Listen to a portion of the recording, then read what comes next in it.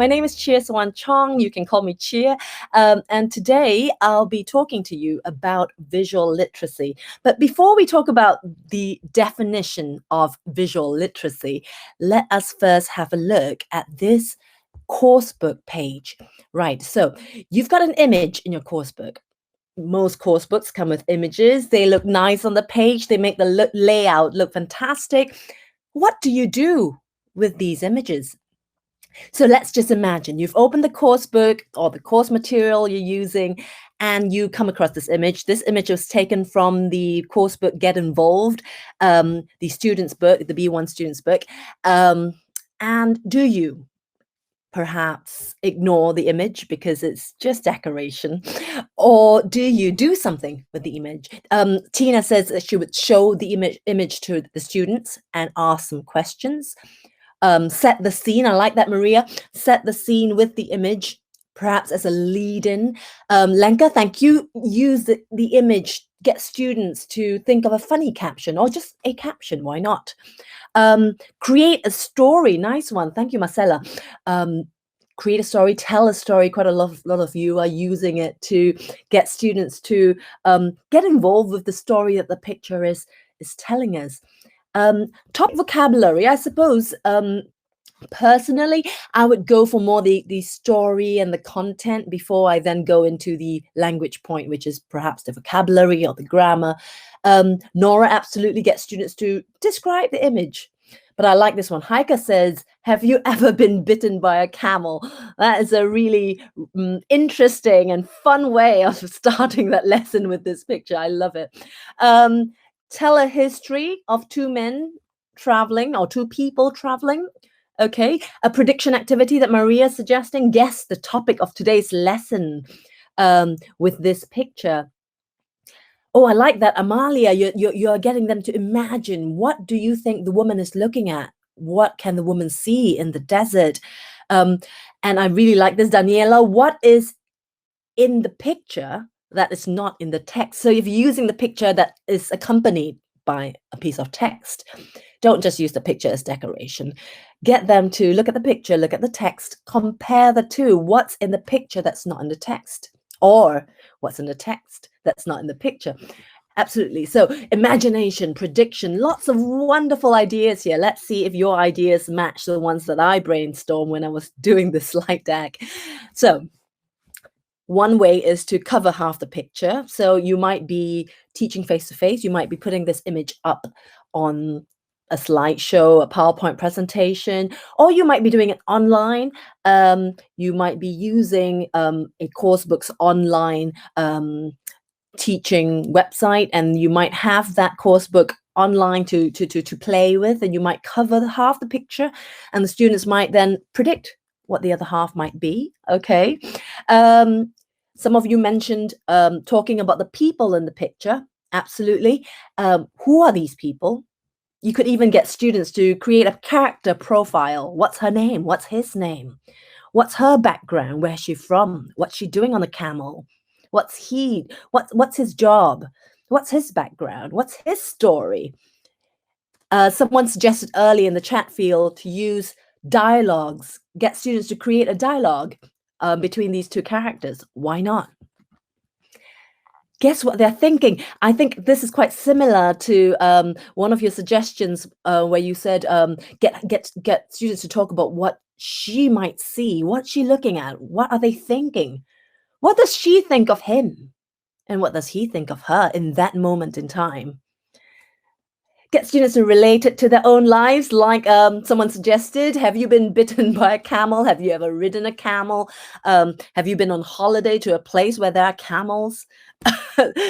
Susanna, brilliant. What does the camel think? I love that. And you suggested write a caption. How about getting students to use it to write a meme? A meme is a form of an image coupled with a caption that's kind of gone viral. It's usually funny. Get them to create a meme using that picture, perhaps. Create a tableau. Have you ever done tableaus? Now, this kind of only works in face-to-face classes, but you get students, you put them in small groups, and they have to create that image using their bodies. So you might get couple of students to play the camel, they would get the students to play the camel. One student plays the woman, one student plays the man, and they kind of recreate that same image in class using their bodies. Can't really do that online, but a great dramatic, fun activity that gets them standing up and moving around if you're doing a face-to-face lesson. Many of you mentioned stories, so it is a match to your suggestions. Create a story based on these characters. The story can be in prose, but the story can also be like a script with dialogues. Perhaps you could also discuss the socio-cultural impact of tourism. Go a bit further, talk about tourism in that country and what might be the impact on the society, the economic impact, the social impact. If you've got older students, this could be a really interesting discussion of tourism in their own countries, in their own cities, and tourism in the picture that's shown. Also, you could get students to discuss how that picture was taken.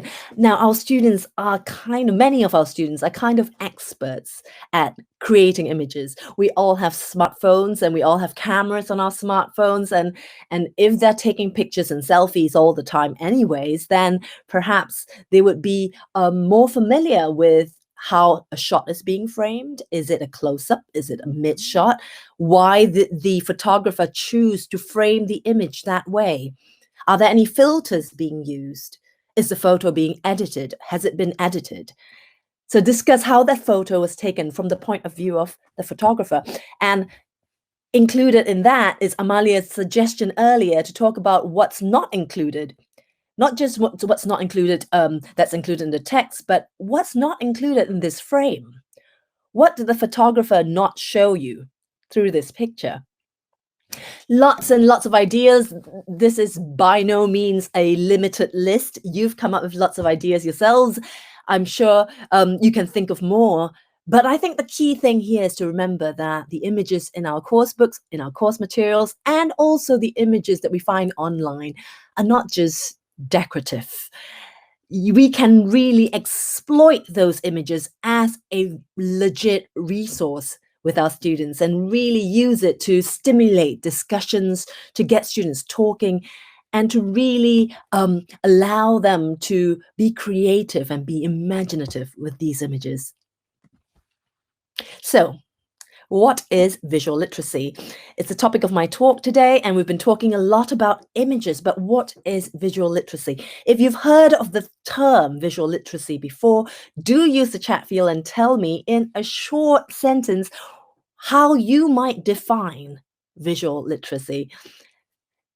The definition I have here is visual literacy refers to a group of largely acquired abilities which include the ability to understand images, read images, and that includes interpreting images, evaluating images, but also using and creating, writing images.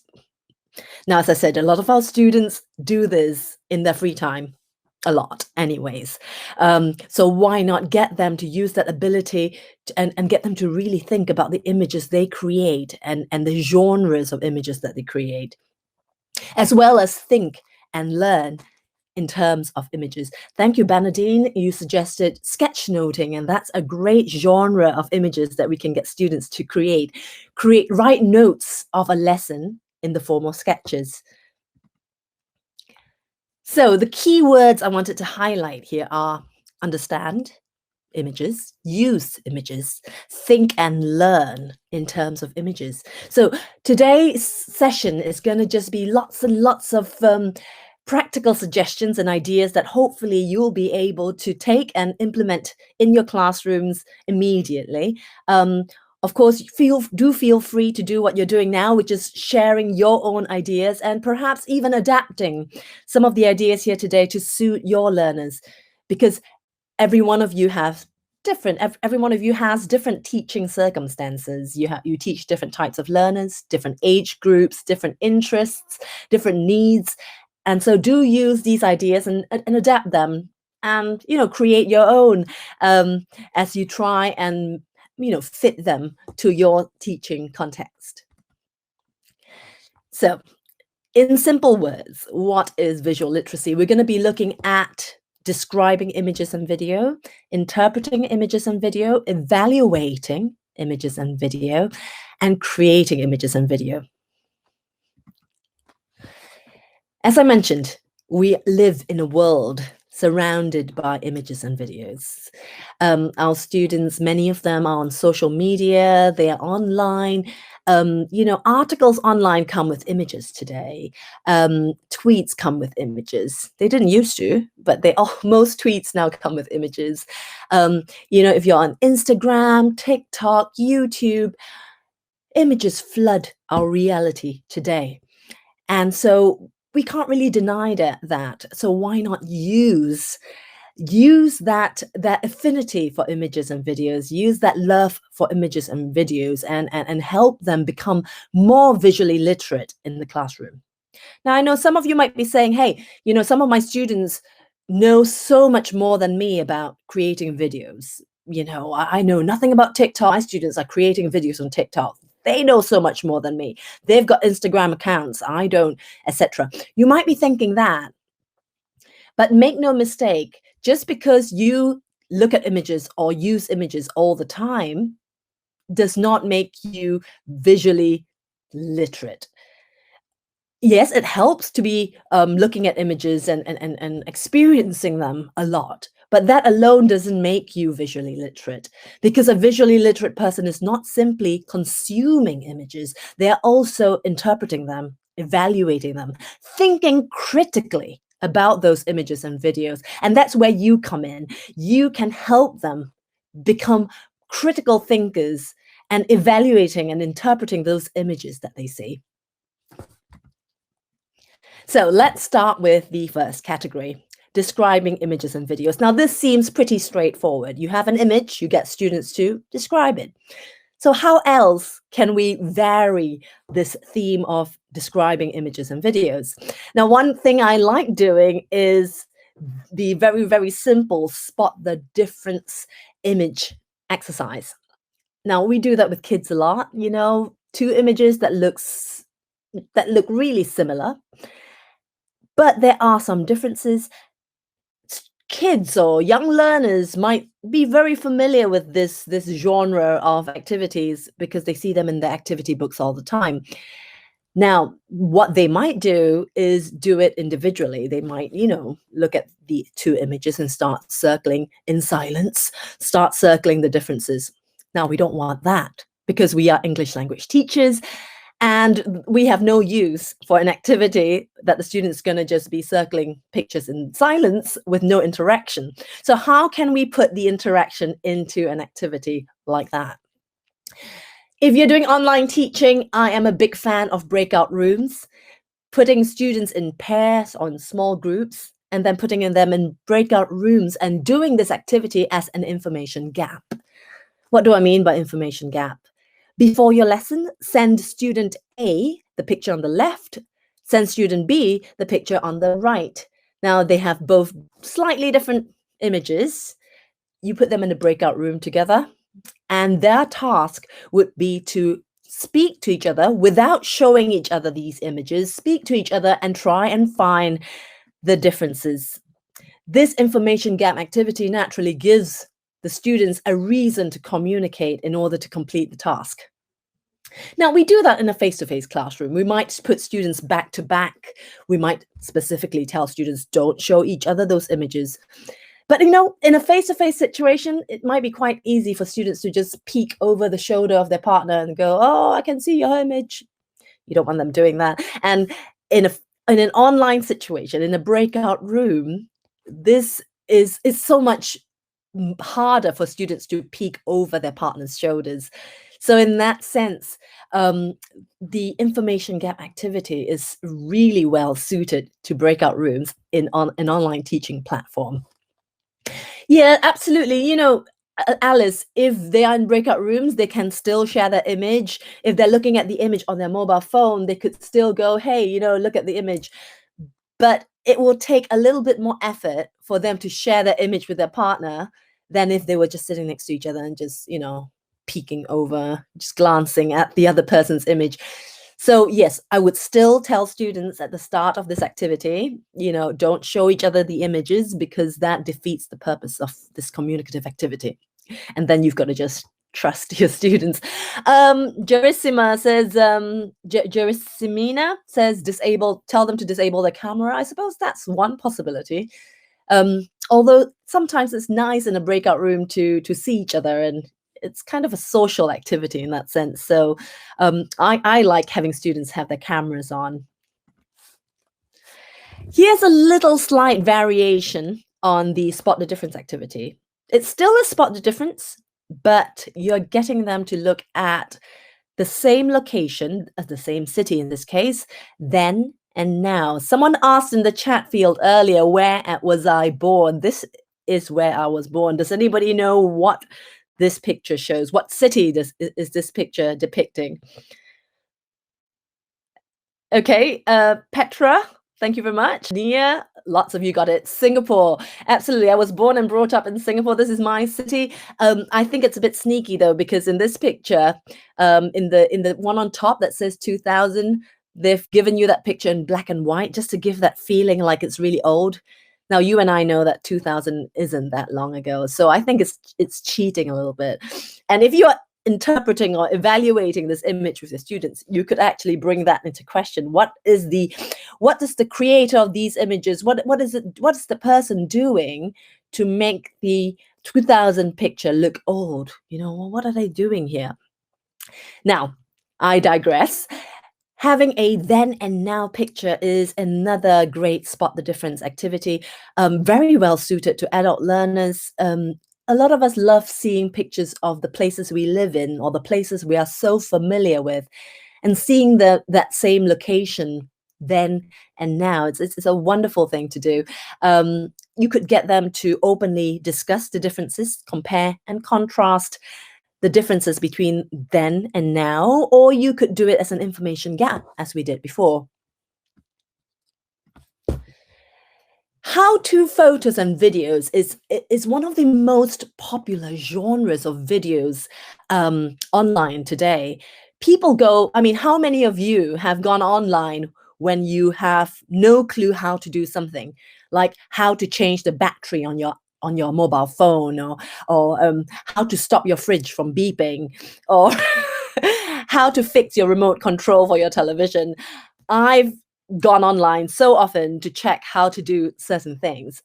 Now, this could be a great activity for a classroom as well.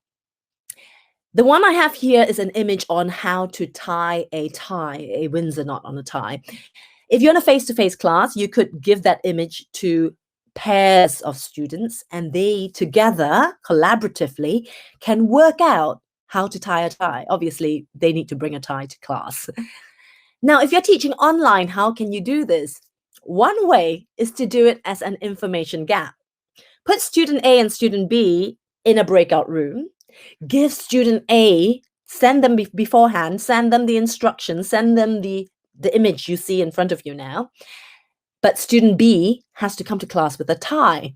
Student A, looking at the image, has to describe and teach student B how to tie that tie. Collaboratively, they have to work out how to tie a Windsor knot. How-to videos and how-to pictures are a great way of making group activities and pair work come alive, because there is an end goal. The end objective, the end goal is to manage to tie a tie. Now, you might say, hey, my students don't need to tie a tie. Why do I need to tie a tie? That's fine. There are lots of how-to videos online that you can pick from. How to dance the samba, how to cook pasta, how to pitch a tent, anything you could think of. Think about your students' interests, think about their age range, think about what they might want to learn, and then pick a how-to photo or video that you think they might have fun doing. And of course, always make sure they're interacting in English. Now, someone mentioned memory game earlier. I love Kim's Game. Have you ever played Kim's Game? Don't know why it's called Kim's Game, but it is. I don't know who Kim is. Now, let's try this with you. Look at the picture for about 10 to 20 seconds. You decide how long your students might need. Okay, look at this picture, try and memorize it. And then I'm going to ask you some questions about that picture. All right, shall we try this? Okay, so using your memory of that picture, what was on the floor of the bedroom? Headphones, bag, shoes, backpack, boots, 2 boots, a rug.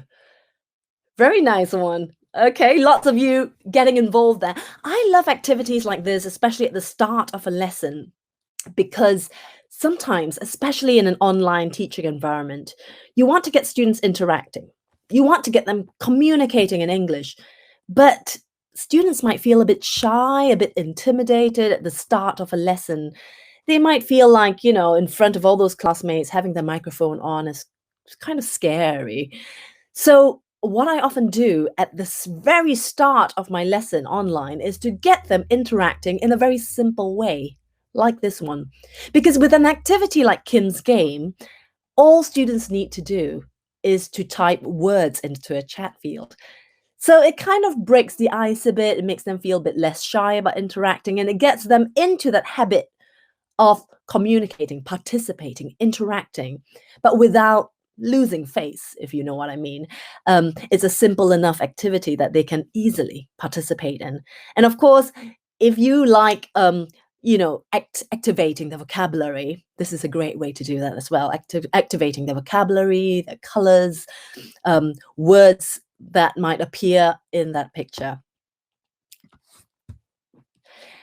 Now, we've been talking a lot about images. Let's talk a bit about videos. Now, there are lots and lots of videos online, and I'm sure you've seen lots of them too. There's so many that I would love to share with you, but there isn't time. So I've picked this one that I really like. It's an advertisement, and I'm not going to tell you what advertisement it is. Instead, you're going to use the chat field, and you're going to tell me, while the video is playing, what you think this is an advert for. Okay, what is this video advertising? And meanwhile, also think about what or how you could use this video in your classes. What kind of discussions might you be having with students? What would you get students to talk about? All right, so I'm going to give it a try on with YouTube here. Tell me if you can see this video. Can you see it? Brilliant. Thank you. All right. So let's have a look. Remembering using the chat field. What is this a video? What is this an advert of?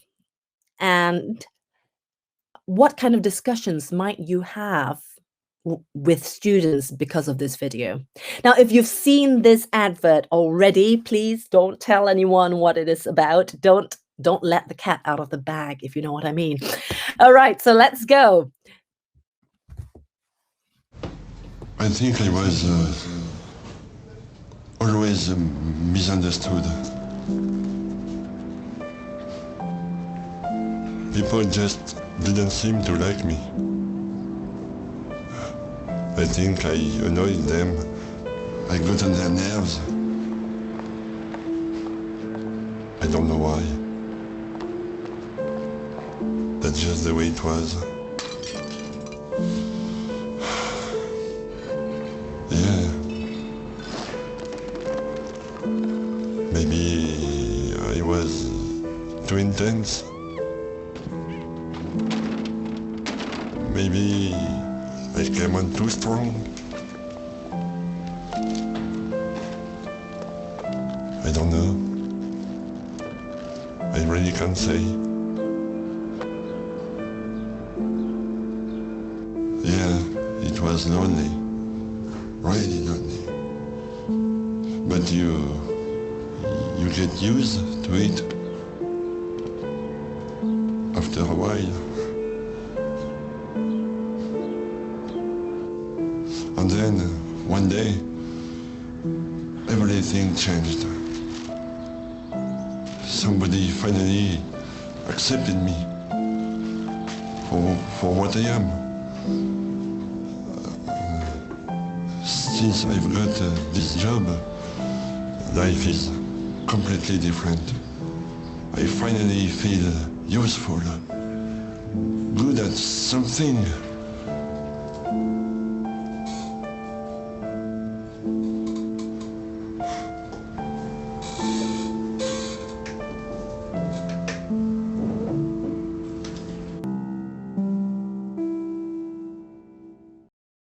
Okay, sorry. A lot of you are telling me that I forgot to unmute myself. Sorry, hi, I'm back again. Thank you for all those great comments in the chat field. I see people saying disability, bullying, acceptance. That's just brilliant. How might you use this video in your class? Because one way is to do it as a prediction activity, like we've been doing, right? Predict, what do you think this video is about? What is it advertising? I love using advertisements in my classes because they are short, they're often very well produced, and they often tell a story, an interesting story, sometimes with a twist in the ending that you might not expect. And as teachers, we loved having twists in short videos because that makes for a great prediction activity. You stop the video in the middle, you get them to predict. Another thing we were doing is using a back channel. Have you heard of the idea of a back channel? So while the video was going on, our chat field is our back channel. Now, do you remember those days when teachers used to tell students off for passing messages or notes to each other in the class? Do you remember those days? And then you get told off for passing notes. Well, those notes that we were passing to each other is the back channel. While the lesson's happening, students have another way of communicating with each other. And in the old days, it might have been passing notes. Now, teachers used to frown upon back channels, but now I'm saying, hey, you know what? Why not use a back channel? Let students have a back channel. That back channel might be the chat field right here, or that back channel might be a WhatsApp group that you're using, or certain private messaging group that you use with your class. And while the lesson is happening or while videos are being shown, have students use the back channel to chat with each other. Of course, make sure the chat is about what's happening in class and not about, where they're going for dinner later. It kind of reflects real life, doesn't it? Because a lot of us multitask these days. I mean, how many of you watch a movie in the evening and you're kind of on your phone doing other things as well? Do you do that? I know it's not the best way to be relaxed, but the fact is a lot of people do multitask. A lot of young people today are very comfortable with doing 3 or 4 different things at once, very different things at once. So using that concept of multitasking, set up a back channel. It could be, thanks, Katya, is it Korea, for saying that you're marking papers while listening to me. No. Stop marking those papers, Korea. So getting them to use the chat field, getting them to use a WhatsApp group maybe, or a WeChat group, and getting them to talk about what they see while the video is happening is a great way of promoting interaction. Of course, a video like that could be a great stimulus for discussion too. You mentioned bullying, you mentioned acceptance, being different from other people. And these are really, really good topics for discussion. Also, climate change, using the wind as energy. That's what this whole video is about, isn't it? Using the wind, the potential of the wind to create energy, talking about the environment, talking about energy usage, etc., talking about invisibility. Very nice, Karina. These are all wonderful ways of using this just one very short, simple advertisement. And I'm sure you've got lots of videos of your own to share with us that you use in your classes that work really, really well. Another thing I really like doing is to play a video without the sound for the students and to get them to write their own script for the video. And then later, playing it with sound and getting them to see the differences between their prediction or what they've written and what the real video is about. Lots of different things we could do. In the old days, do you remember a time when did any of you use cassette tape players like this one in this on the slide? Because I have. Yeah, I'm kind of showing my age here. This is not a Walkman. This is a proper cassette tape player. And I remember during my first job teaching English, that's the kind of equipment we had. And when students did listening activities in the classrooms, we would put a cassette tape in, and you always try to make sure you queued the tape up. You rewind it to the point where the listening activity is, and then you play it, because if you forget to do that, then you spend 15 minutes going back and forth trying to find the right spot. Do you remember that? Okay, if you don't, it's because you're really young. Well done, you. Maybe I'm showing my age, but I remember those days. And then we went from cassettes to CDs and CD-ROMs, and slowly listening activities became more visual. We started to have videos accompanying sound.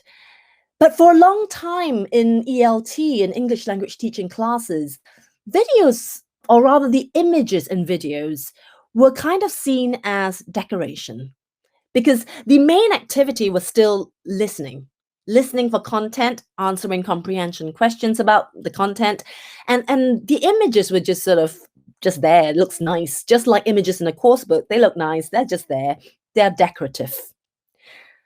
But that's not really true, is it? Because a lot of the videos today, a lot of the images today, it's not just about the listening activity. What we see, the images we see, are a huge part of the content. In some cases, the images is content. The words, the soundtrack, whatever sound you hear seems like, that's the decorative part. That's the sort of by the by. So why not focus on those images in the videos that you use? Don't use video as a glorified listening activity. Use videos to train your students to be visually literate. Use the images that they see in the videos and exploit that. Don't just exploit the listening part of it. We talk about active viewing. Have you heard of this term? What's the difference between active viewing and passive viewing? Passive viewing is like, sitting on your sofa, putting something on television and just kind of consuming that media without thinking too much about it. And we do that sometimes when we're tired and we put it on. Some teachers might have experience feeling a bit tired on a Friday and saying, hey, today we're just going to watch a film as part of our English lesson. That is passive viewing. What we want to advocate here is active viewing. So what are some strategies for getting students to actively view content? Now, earlier I mentioned back channeling, or rather having a back channel, chatting about what you see on WhatsApp in a chat field, interacting about what we see in the video. That is active viewing, because we're doing something with what we see. We're not just passively consuming the video. So one thing you could do is get students to interpret the video content in context. Think about the context, the co-text, and also the larger context. Where's the video set? Who created the video? Is it a marketing video? Who is the intended audience for the video? Get them to see that video content in context and interpret it. Get them to employ critical thinking skills. Think more deeply about what the video is saying. Let's not stop at describing what the video says. Let's not stop at just understanding the content. Let's actually go deeper and think critically about that video. Evaluate the video. Compare that video to other videos. If you've got two similar videos, say advertisements, advertising two similar products, or you might have two videos that are comedy sketches about similar topics, why not compare the two and contrast them? Which one do you like better? Which one do you think achieves its purpose more successfully? Why? The big question you always ask is why? Why is this video better at accomplishing its objectives than the other one? What does this video do that the other one doesn't do? So you can compare and contrast images. You can do the same with videos. Evaluate that video. Is it fake news? Is it authentic? Does the creator of the video have an agenda in mind? Are they trying to sell you something? Are they using it for self-marketing purposes? Only when we truly understand the purpose of that video can we actually be active viewers of that video and not be, taken for a ride, as they say. The themes of the videos, there can be so many themes. You just saw a video about the wind, about wind energy. But from that video alone, we could be talking about climate change. We could be talking about bullying and inclusion and diversity. We could be talking about self-awareness. Of course, don't talk about all of it in one class, but pick a theme, pick a theme and have that video complement that theme that you're picking. Carry out further research. Get students to do that after you've discussed as a class as homework or as a project. Get them to carry out further research about those themes or those topics, or get them to find similar videos. Students love finding similar videos because if you've got a class online chat group, it's always great fun to share their homework that way. I found another video. Watch this video. It's so funny. I found another advertisement that's quite similar. It's also about the environment. Watch this video. And sharing those videos with each other can be a great way of getting them to view those videos actively. Now, moving from describing, let's move on to interpreting. Now, here's a really popular photo or image that's been circulating around social media. Have you ever seen this? Because this appears on my Facebook feed a lot. Now, what you do is you're supposed to spot what's wrong with this picture. My kids love Dr. Seuss, and one of his books called Wacky Wednesday does the same thing. In the book Wacky Wednesday, you get page after page of images where there's just something wrong in those images, and my kids love spotting what's wrong. Like, why is there a boot on the wall, and why does this bed only have 3 legs? That sort of thing. But the key question again when getting students to do this is to get them to say why. Why do you feel that this is not normal? So if they say there are books under the sink, ask them why. Why is that wrong? Like, what's wrong with keeping books under the sink? What's wrong with keeping, a broomstick in a fridge? Lots of wonderful answers here. Day and night, absolutely. The window says night. The door seems to say day. The clock's a bit off. It's kind of the wrong way around. Has anyone noticed the tap? The tap's a bit wonky. The slippers, the man in the sofa, in the armchair, sorry, is wearing a slipper on one foot and a boot in the other. Nice one. Gender roles. That's a really important discussion to have as a result of looking at this picture. Again, this is another great idea for a lead-in to a lesson. Quick interaction. If you look at the chat field right now, lots of you are participating because it's easy. It's easy to interact. It's easy to just put a couple of words in. And once you get your students engaged, they're ready for the next part of your lesson. Now, you don't have to use this particular image. There are lots of images like that online. So, search online with the keywords of what's wrong with this picture, and you'll probably find a few options. Or make your own. Here's another image that has been circulating around my social media feeds. What films do you see? What films do you see? I think there are variations on this image. There is what rock bands do you see? What music albums do you see? I'm a big film buff. I love my films, so I really love this one. Lots of answers coming in the chat field. La La Land, Mary Poppins, Men in Black, Frozen, Star Wars. Oh, yes, of course, Darth Vader. Yes, absolutely. Monsters, Inc. Yes, do I see Monsters, Inc. there? There's Brave. I see Brave, a couple of Disney films there. Titanic, Wonder Woman, Moana, Elton. What's the name of that film with Elton John in it? Rocket Man. Is it called Rocket Man? Great activity, again, as a lead-in. If you're doing a lesson about films or about entertainment, why not use an activity like that to lead into the lesson?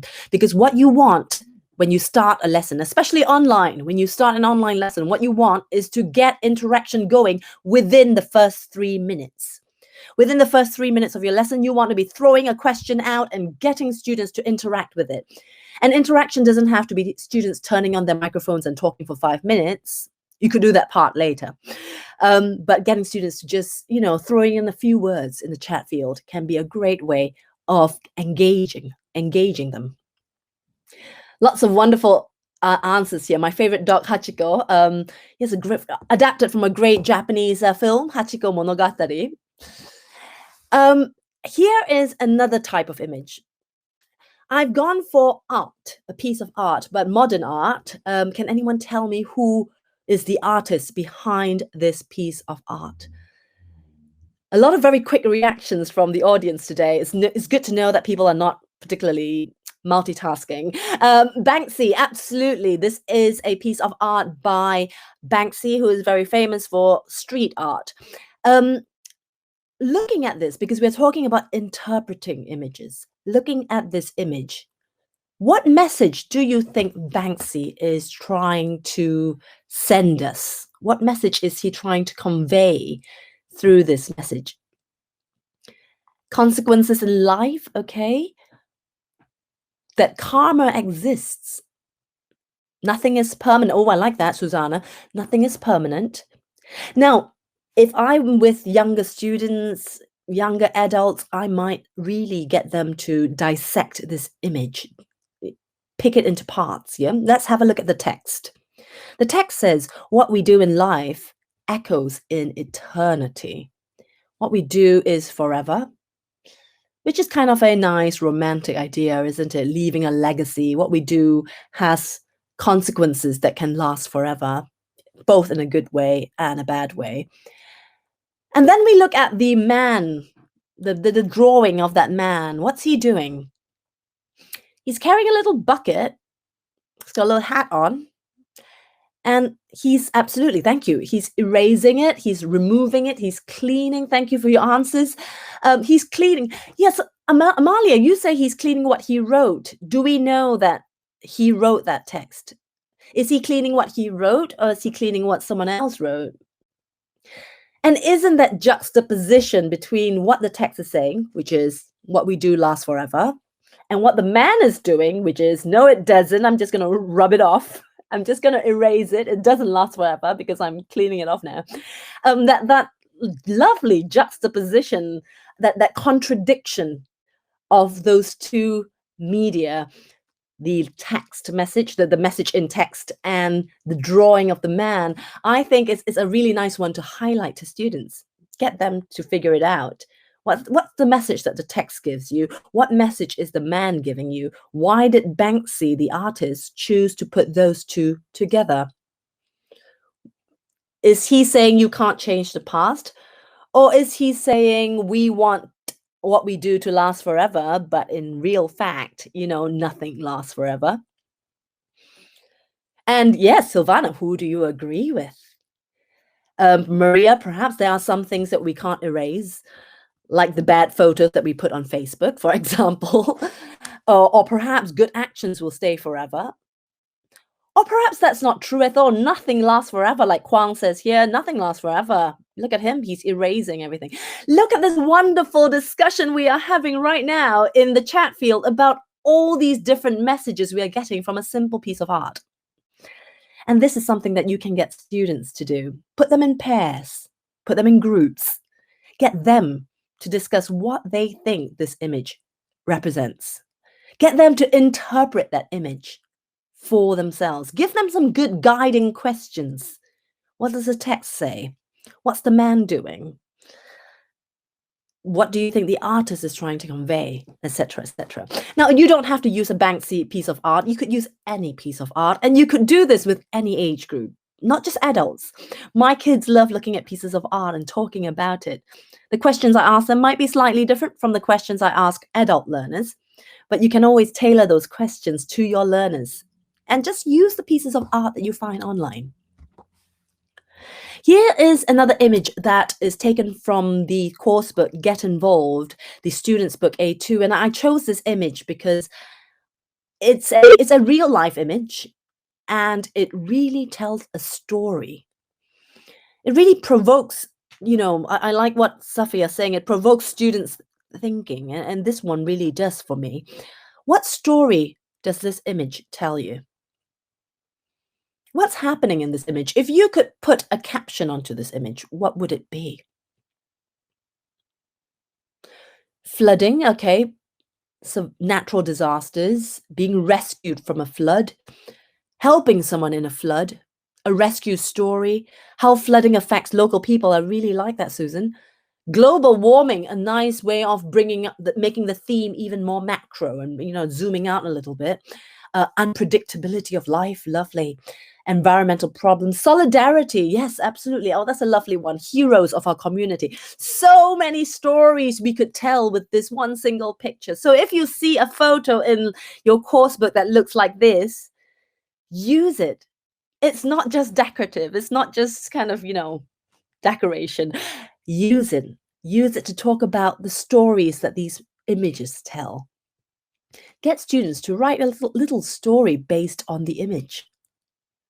Forget the vocabulary and the grammar just for a moment and focus on the story that the image is telling. And by focusing on the story, by focusing on the content of that image, the vocabulary, the grammar, the pronunciation, they will all naturally emerge from that discussion. So use those images well.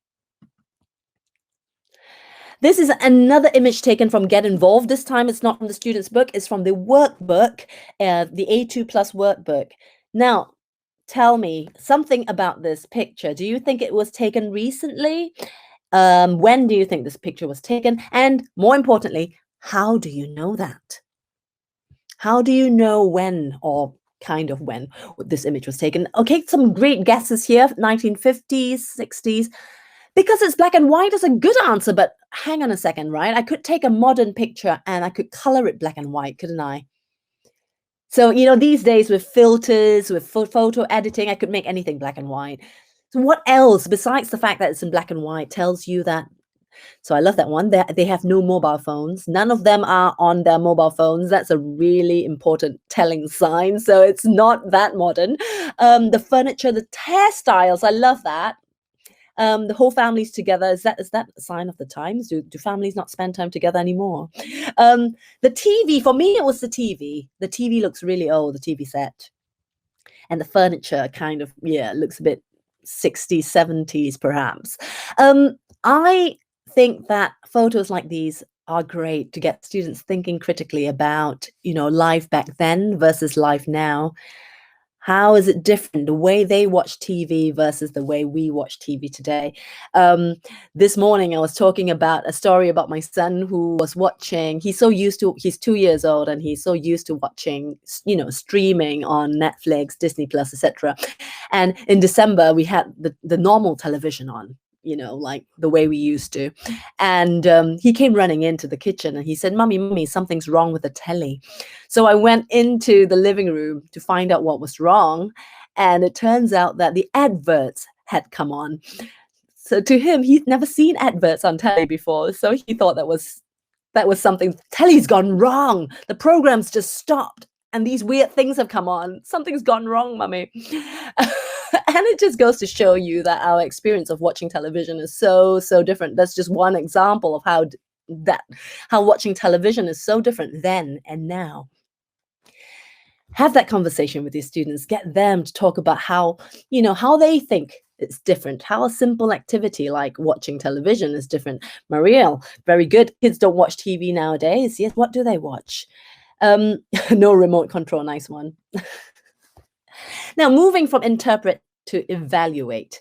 Now, getting them to interpret the message is one thing. Getting them to evaluate the photo or the video is another. Let's have a look at this photo. Let's evaluate it. What's wrong with it? It's a simple photo of a man. Jiahui, you're very fast. Marjorie, thank you. Patricia, Tamari. Okay, lots of you are saying shadow. Something is wrong with the shadow. What is wrong with the shadow? It doesn't quite match. I mean, we know how physics works, and we know that that is not his shadow. That photo has been photo edited. Someone's messed around with that, cut things up and put them together. So we know that that's a fake photo, don't we? Are our students as good as spotting fake photos as we are? Lots of fake photos online. Go find some of them, give them to students, get them to spot the fake, and get them to explain why. Put them in pairs, get them to evaluate the photos, and get them to explain why they think those photos are fake. Here's another great advertisement that I love. The text is really small on the poster, so I've kind of, enlarged it. You can see it in front of you. It says this system uses roost particles embedded in the windscreen. So what it's essentially saying is that BMW has a new technology that allows the computer system to translate words into an instant message that will flash on your windscreen. What do you think? Good technology, good invention? How do you feel about this piece of invention? Give students this advert. Get them to discuss in pairs, and then see how long it takes your students to realize that this is not a real advertisement. It is real in that this is a BMW advertisement. It was released on the 1st of April, so it was an April Fool's joke that BMW put on the world. There are lots of wonderful April Fool's jokes adverts out there. BMW has lots of them.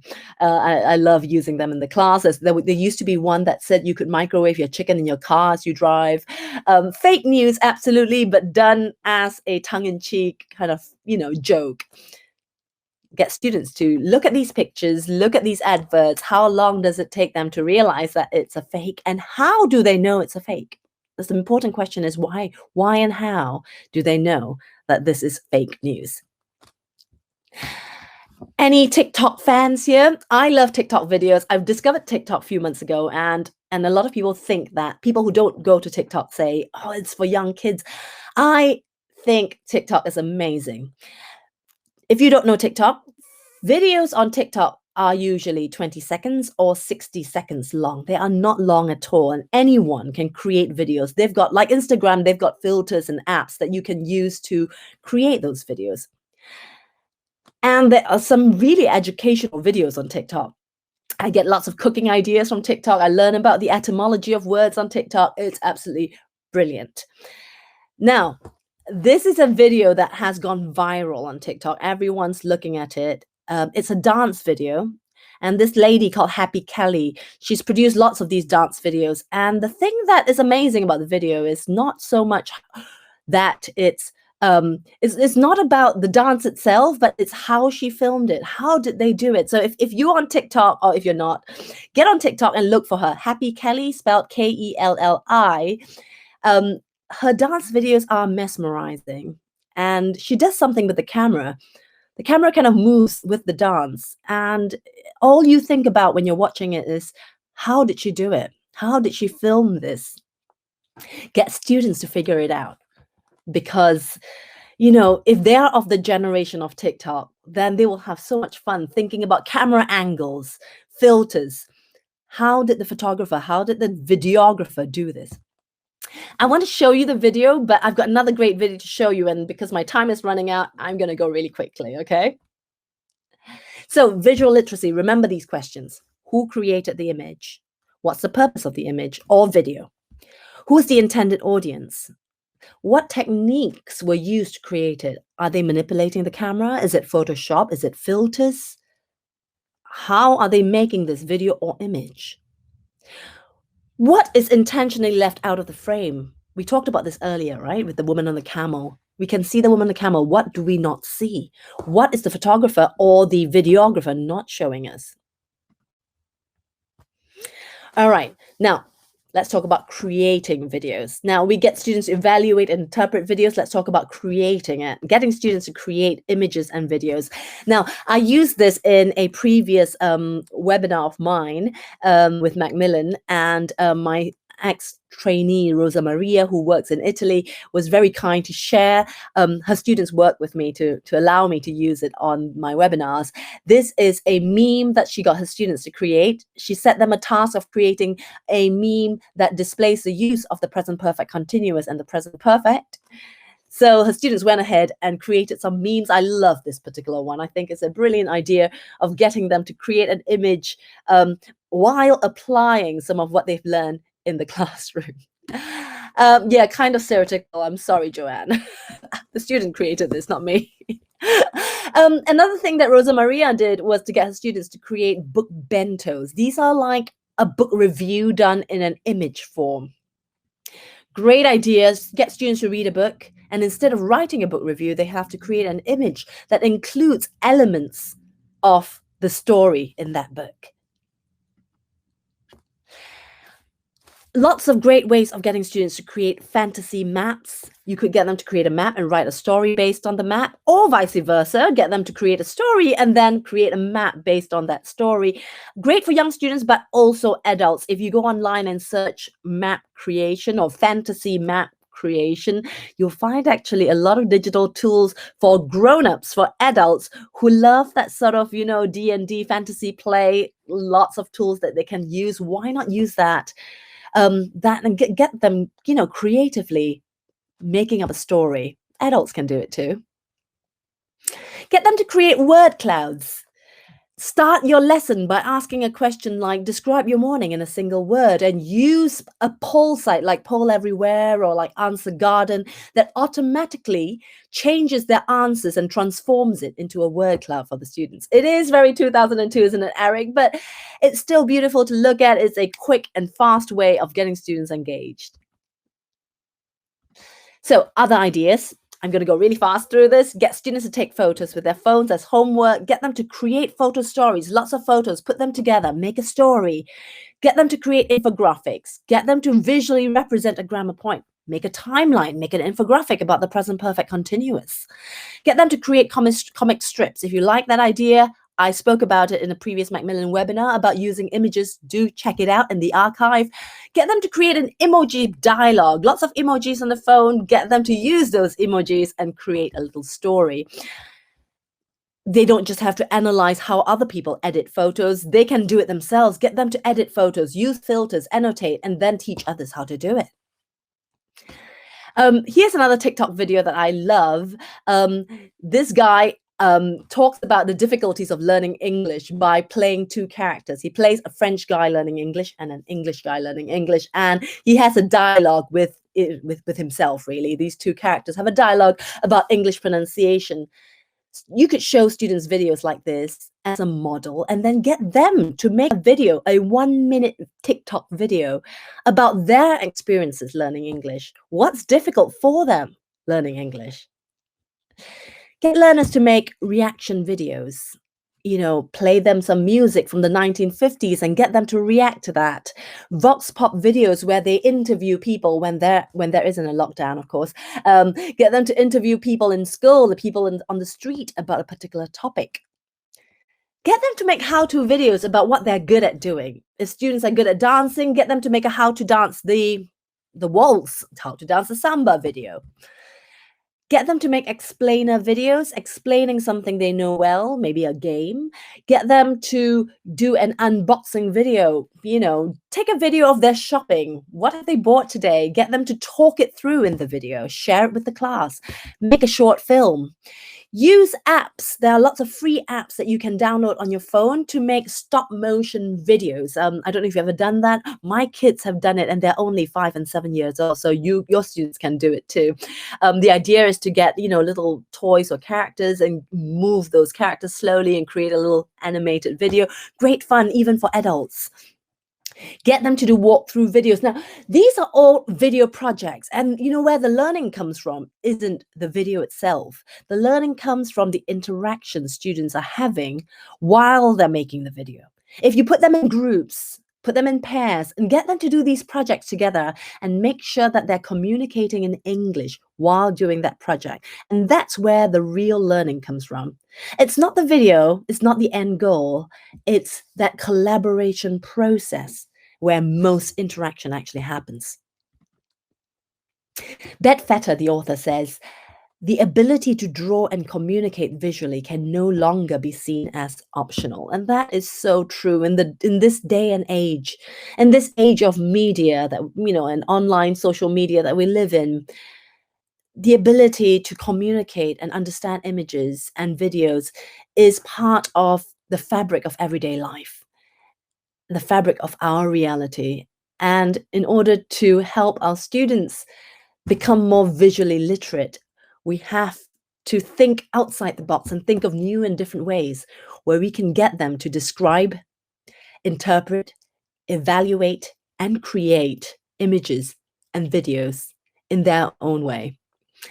Thank you so much for listening. It's been great interacting with you and all your active participation in the chat field. I know there are lots of questions I haven't answered, so do ask them now if you can. And thank you for listening. Do connect with me, and I'm sure Macmillan will be happy to share the slides with you if you need them. Thank you. Hi, Steve. A fabulous presentation. So many great ideas to take away and use in the classroom. I'm sure we'll all agree about that. I have lots of questions for you. The first question that so many people wanted to know at the beginning of the presentation: have you ever ridden a camel? I have, actually.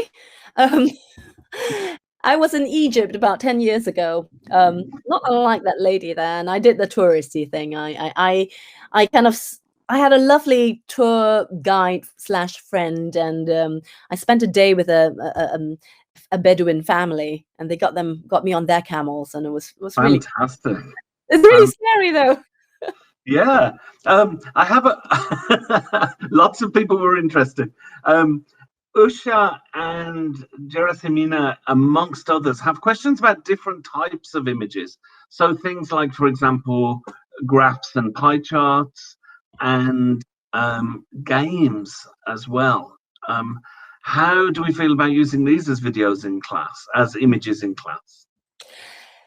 This is such a huge topic, isn't it? I mean, there is an annual conference that goes on called the Image Conference, and the fact that there's an entire conference about using images in the classroom just shows how big this topic is. And we had kind of 1 hour to go through lots and lots of ideas, and I tried to pack as much in as possible.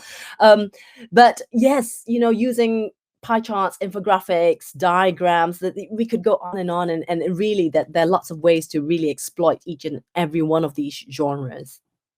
Absolutely, I think you're absolutely right. And Sopio has a question about how many pictures do you need for a lesson? You know what? If you're really exploiting a picture fully, then you only need one, don't you? You do. I think you do. I think it depends what you're doing with the pictures, really, isn't it? But a very good question that's come up a few times about copyright. Copyright issues with using other people's images? Yes, absolutely. So one thing that I have to say is, when using images, the first key is to always reference the images. Make sure that people know, it's very clear from your presentation that people know where your images are taken from.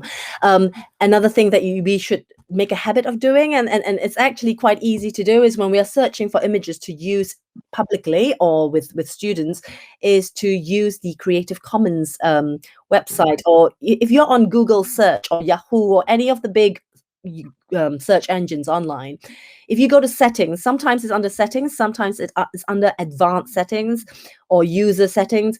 Click on it, and often it gives you a choice of narrowing the search so that you are using images that are free from copyright issues. So Creative Commons is one of them. If you click on the Creative Commons little checkbox, then you get images that you are allowed to use for educational purposes if you reference the creator of that image. So always remember to reference where you got that image from. Absolutely. Great. Lovely. Gia, just one last question.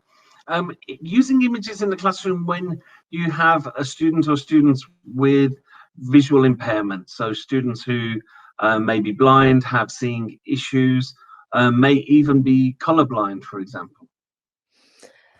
Yes. Okay. Sorry. I think that there are a few steps that we can take to be more inclusive. If you have students with visual impairment issues or if they're colorblind. So I think that's an entire webinar on its own to talk about those factors.